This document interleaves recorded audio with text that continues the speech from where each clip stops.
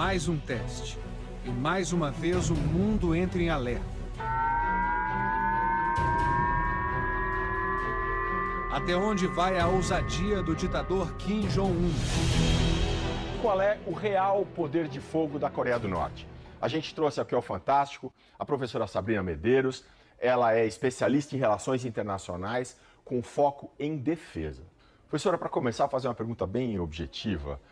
Se o ditador da Coreia do Norte, Kim Jong-un, quisesse atacar os seus vizinhos mais próximos, ele conseguiria? Talvez sim. E é por isso que no entorno estratégico da Coreia do Norte, as potências principais têm se preparado para isso. Os novos testes demonstram que esse alcance é cada vez maior. O mais recente foi esta semana.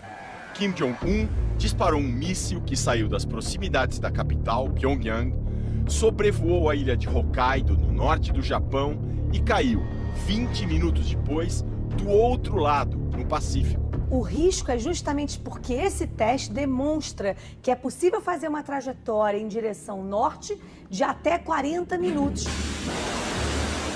40 minutos é mais ou menos o tempo que levaria por um míssil intercontinental de longo alcance decolar da Coreia do Norte e atingir Los Angeles, nos Estados Unidos. Tudo depende do alcance do míssil e do ângulo do lançamento. Se o lançamento é mais próximo da vertical, o míssil sobe muito e não cai tão longe de onde foi lançado. Mas se o lançamento do míssil de longo alcance for num ângulo mais raso, ele pode viajar bem mais, por exemplo, até a costa oeste americana. O míssil é só o meio de transporte para levar as ogivas, as bombas, que causam os estragos. O míssil é feito em 3 partições que vão se desintegrando ao longo da trajetória.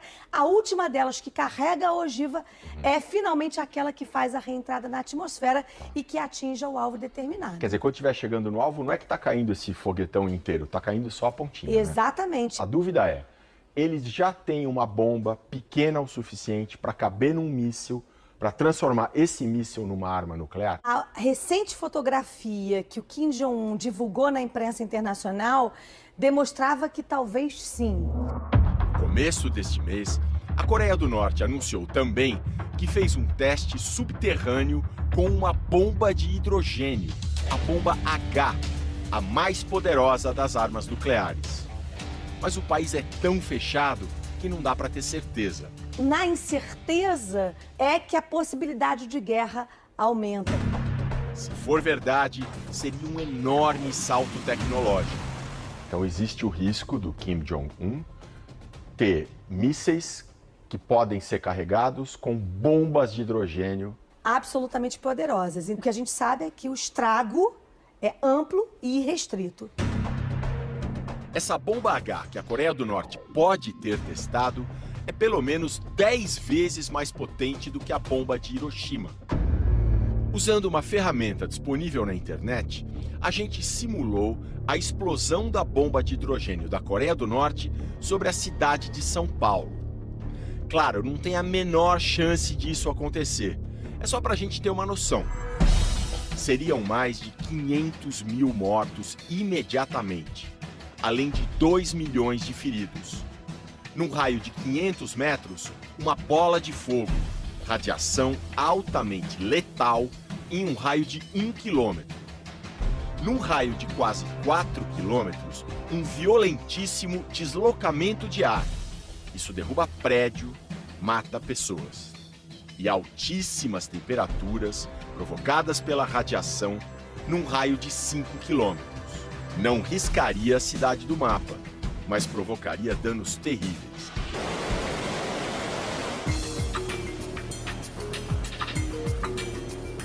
As bombas atômicas são as armas mais letais do ditador Kim Jong-un, mas o arsenal dele ainda tem muito mais itens. Uma característica da Coreia do Norte é que é um país altamente militarizado. A gente está vendo armas químicas e armas biológicas. A Coreia do Norte pode atacar outros países com esse tipo de arma? Pode sim, é possível que eles também causem danos expressivos. Diante de todo esse poderio militar da Coreia do Norte, O que o mundo pode fazer? De Nova York, o repórter Jorge Pontual discute quais são as alternativas para lidar com a Coreia do Norte. Aqui na ONU, a comunidade internacional permanece unida para pressionar o regime comunista e obrigá-lo a recuar. Mas e se isso não der certo, o que pode acontecer? O Fantástico ouviu Scott Snyder, do Conselho de Relações Exteriores em Washington, e Gordon Chang, autor do livro O Desafio Nuclear da Coreia do Norte, sobre o risco de uma guerra atômica. A Coreia do Norte é um estado guerrilheiro que está fora do sistema internacional desde que surgiu, lembrou Snyder. É uma situação que vem da Guerra da Coreia, em 1950, quando o Conselho de Segurança da ONU aprovou o ataque dos Estados Unidos à Coreia do Norte, que havia invadido a Coreia do Sul e capturado a capital, Seul. A guerra foi suspensa por uma trégua 3 anos depois. A Coreia do Norte ficou sob influência da então União Soviética e da China, e a Coreia do Sul ligada aos Estados Unidos. Nunca foi assinado um acordo de paz. Desde então, o regime norte-coreano mantém a população em mobilização permanente, sob o pretexto de que a guerra pode recomeçar a qualquer momento. Segundo Scott Snyder, os norte-coreanos sempre se consideraram fora do sistema internacional, o que deu a eles muita flexibilidade para usar opções diferentes e, ao mesmo tempo, fez com que fosse muito difícil controlá-los. Gordon Chang acredita que a China, que na Guerra da Coreia lutou contra os americanos e continua a ser o aliado mais próximo da Coreia do Norte, está por trás do surpreendente arsenal de Kim Jong-un. A China fornece tecnologia e componentes para o programa de mísseis e armas nucleares do ditador, diz ele. Para o escritor, se os Estados Unidos impusessem sanções contra os bancos chineses por financiarem a Coreia do Norte, seria possível desarmar o regime de Kim Jong-un. Pequim tem o poder de influenciar as autoridades norte-coreanas contra Kim Jong-un, diz Chang.